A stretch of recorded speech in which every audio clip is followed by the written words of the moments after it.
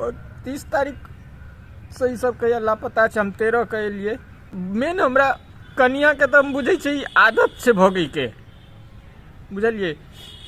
एक दिन फोन ला मना के लिए, जो हमेशा हम फोन में क्या लागल रही छी, तो गुजरात में थाना पर पहुँच गए, हमरा पर आरोप लगा दिल।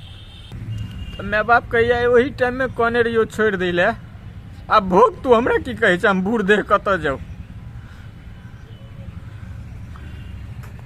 तो बच्चा के मतलब नहीं बच्चों से के नहीं देखा लगा। तो अतुल श्रीवास्तव का नाम सुनते हैं और वो वारदात, वो कांड आप लोग को याद होगा। जैसे ही नाम सुनते हैं उसी तरह से मधुबनी जिला में भी एक कांड होने जा रहा है।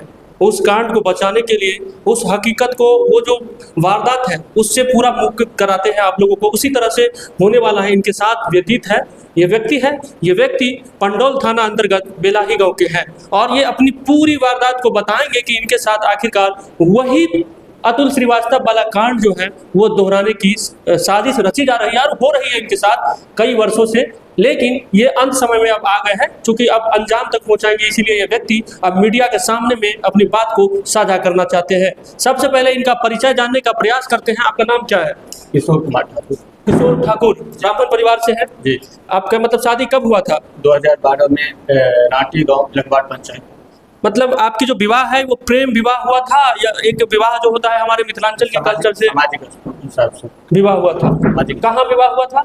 रांटी में लखवाड़ पंचायत, तिलकवार में। आपका गाँव कहाँ है? बेलाही लोहर। क्या हुआ पूरा वारदात जल्दी थोड़ा शॉर्ट में बताइएगा हमको, आपके साथ क्या हो रहा है? 2012 में जो है स्वर्गीय अमोल झा की छोटी पुत्री के साथ हमारी शादी हुई थी। मेरे साला का नाम है अंकित झा, छोटा साला, बड़ा साला अजीत झा, प्रहलाद भी कहते हैं उसको। और मेरी बीवी की बड़ी बहन का नाम है ज्योति झा, छोटी वाली का प्रीति झा, और मेरे सासू का नाम है सुनीता देवी।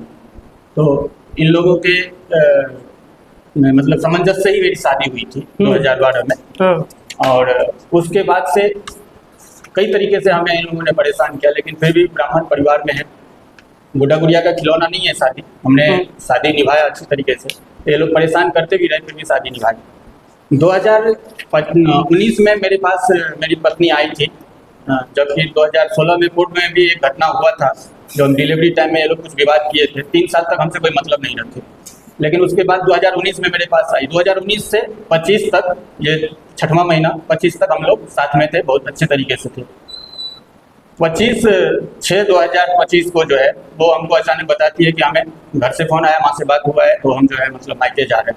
उसके पास भी एंड्रॉइड फ़ोन है, माँ बाप बहन से अपना बात करती थी, हम नहीं बात करते थे, हमें ड्यूटी से फुर्सत नहीं, हमें इतना बातचीत नहीं होता था। तो फिर मेरी पत्नी गई, मायके आना उसका अधिकार है। 27 तारीख को पहुँची और 30 तारीख से हमें उससे कोई बातचीत नहीं हुआ। 30 तारीख के बाद से उससे, तो मैं समझा कि भाई फ़ोन डिस्टर्ब हो गया होगा। स्कूल से 2 तारीख को फ़ोन आया, 2/7/2025 को स्कूल से फ़ोन आया कि बच्चे को लेके आइए और नहीं तो नाम कट जाएगा। मैं 13 तारीख को अपने ससुराल पहुंचा, तो मेरे बीवी बच्चे वहाँ पे नहीं मिले। ससुराल में सास नहीं मिली, साला नहीं मिला, छोटा वाला कोई नहीं मिला। नहीं, बड़ा साला का सुन रहा हूँ कि किसी कांड में जेल में पड़े हुए हैं। अच्छा, मतलब आपके साला कांड में जेल में है? कांड करके जेल में है? अपराधी प्रवृत्ति, समाज से सुना, अपराधी प्रवृत्ति का है क्या? मतलब क्रिमिनल माइंड की तरफ करते रहते हैं। अच्छा। तो फिर उसके बाद मेरी पत्नी जो आई थी, तो मेरे बच्चे के साथ आई थी, 8 साल का मेरा लड़का है, उत्सव ठाकुर उसका नाम है। तो नहीं मिली, तो मुझे तब तक 30 तारीख से अगर लापता है तो ये लोग सूचना नहीं किए मुझे, मैं थाना को सूचना किया। जब 13 को मैं नहीं मिली, कहीं भी तपास किया, कहीं भी तलाश किया, कहीं नहीं मिली, तो फिर मैं थाने को सूचना किया, आवेदन भी दिया मैं। उस दिन से मैं बार बार थाने पे। कौन सा थाना में आवेदन दिया? राजनगर थाना में। राजनगर में जाके आवेदन दिया जी, सनहा दर्ज करवाया जी। तो फिर वो मैं लापता का तलाशी दिया, खोजबीन के लिए तलाशी दिया, और उसमें मैं विरोधी अपना ससुराल वाले को बनाया हूँ कि ये लोग अभी तक मुझे कुछ सूचना नहीं किए, इन लोगों के पास से गायब हुआ। तो मैं तो ससुराल, ठीक है, उसके बाद क्या हुआ, अंत में क्या हुआ? तो थाना के पास मैं 2-3 दिन गया, रोज फोन करता था, किसी तरह का जो है, हाँ जांच कर रहे हैं, ऐसे जांच में मेरे बच्चे अभी तक कुछ पता नहीं चला, अभी तक जांच कर रहे हैं, क्या कर रहे हैं, कोई कार्रवाई नहीं कर रहे हैं, और कहीं से कोई जानकारी नहीं मिला। 26 तारीख को शाम में बड़ा का फोन आता है कि आपकी बीवी जो है कहीं से आवेदन भेजी के खिलाफ केस दर्ज करने के लिए, तुम्हारी पत्नी भेजी है। तो मैं वकील के थ्रू जो है मतलब उनसे वो आवेदन का कॉपी मांगा, तो उन्होंने नहीं दिया। कहाँ से भेजी है वो भी उन्होंने नहीं बताया। तो मेरा प्रश्न ये आता है कि जब मैं जिस आदमी को ढूंढने के लिए, जो लापता है, मुझे अभी तक नहीं मिला, मेरा बच्चा या मेरी पत्नी, वो अभी तक मैं तलाशी के लिए आवेदन दिया, अभी तक कोई तलाशी करके नहीं मिला मुझे। लेकिन कहीं से झूठा आवेदन, अगर वही बीवी को भेजना था या देना था, कोई तकलीफ थी तो गांव से समाज में बताती या गांव से राजनगर को बताती, थाना को।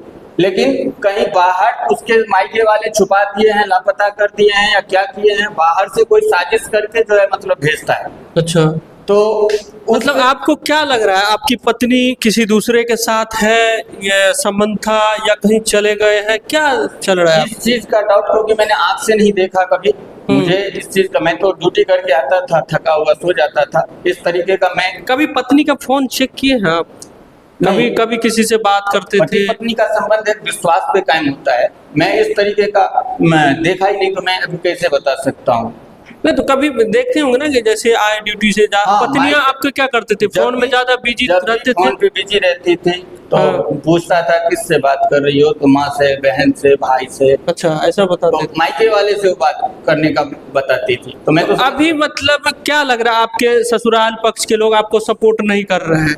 सपोर्ट तो मैं जब उन सब लोगों से मिल, सासू मेरी जो है ये नाहासुरु पौली इसवी प्रखंड में पड़ता है, उनका मायका लगता है। मैं 2-3 दिन वहां पे गया उनसे मिलने के लिए, सामने नहीं आई मिलने के लिए। कहा जाए सभी बातों का एक ही बात है, आपके सासू कहिए, साला कहिए, आपके जो भी ससुराल पर से लोग हैं, सब मतलब आपको एक यूज कर रहे हैं एटीएम की तरह, साजिश कर रहे हैं, आपको एटीएम बना के यूज कर रहे हैं, एटीएम की तरह यूज करने के लिए, या फिर मेरे बीवी बच्चे को बेच देंगे, अच्छा, क्या करेंगे। एक बार ऐसा हुआ था कि 2 साल का बच्चा लेके मेरे पास आए थे, तो मेरा बच्चा मरा सामान था, पूरा मरीज हो गया था, पेट में पूरा प्लास्टिक कचरा रबड़ भरा पड़ा था। 3 दिन तक मैं डॉक्टर ट्रे में निकाल के मुझे अहमदाबाद में दिखाता रहा। उसका रिपोर्ट भी है हमारे पास। हाँ, रिपोर्ट हम देखे हैं, रिपोर्ट हम देखे हैं। अच्छा, तो मतलब आपको अंत में क्या लग रहा है, आपके तरह जो साजिश किया, आप क्या चाहते हैं? आप मुझे पूर्ण विश्वास है कि ये लोग कुछ अनैतिक ढंग से जो है ये करना चाहते हैं मेरे बच्चे के साथ, मेरे साथ। मुझे जो है परसों फोन भी आया था, तो उनकी बड़ी बहन हमें गाली धमकी दे रही थी, मर्डर करने की बात कर रही थी। रिकॉर्डिंग है हमारे पास। हमने लास्ट में जब धमकी गाली आने लगा तो मैं रिकॉर्डिंग चालू कर दिया। मतलब आपको धमकी मिल रहा है कि मार देंगे, ये कर देंगे, वो कर देंगे, ऐसा धमकी भी आ रहा है। वो तो रिकॉर्डिंग भी है हमारे पास में, तो जब गाली धमकी देने लगा तो मैं रिकॉर्डिंग। ठीक है, चलिए पूरा वृत्तांत और पूरा कहानी सुनाए आप लोगों को। अतुल सुभाष की तरह एक उसी तरह का कांड न हो जाए, इसको बचाने के लिए इस गरीब, इस मजदूर को, इस लाचार व्यक्ति को न्याय दिलाने के लिए आप लोग एक शेयर कीजिए, सपोर्ट कीजिए। और ये जो प्रशासन तक पहुंचाए हैं बात, ये एसपी तक पहुंचे हैं, थाने में दिए हैं, कहीं से कुछ नहीं इनको मिला है, तो सब लोग मदद करेंगे। और जो भी इनकी पत्नी है, क्या नाम है? श्रुति ठाकुर जो पत्नी अगर देख रही है, स्वर्गीय अमोल झा, श्रुति ठाकुर अगर इनकी पत्नी है वो देख रही है, तो आप भी आए, मीडिया के सामने आए, आप अपना व्यक्त रखें। आप क्या चाहते हैं? इनके साथ नहीं रहना चाहते हैं, बोल देंगे, आप साफ बता दीजिए हम इनके साथ नहीं रहेंगे। वो कोर्ट में जाके अपना बॉन्ड पेपर बनाइए, छोड़ दीजिए। ये भाई अपना जिंदगी बिता लेंगे, माँ बाप के साथ जी लेंगे जिंदगी। इनके बच्चे में जो प्राण है, ये बच्चे के लिए रो रहे थे, इनका दर्द हमको देखा नहीं गया।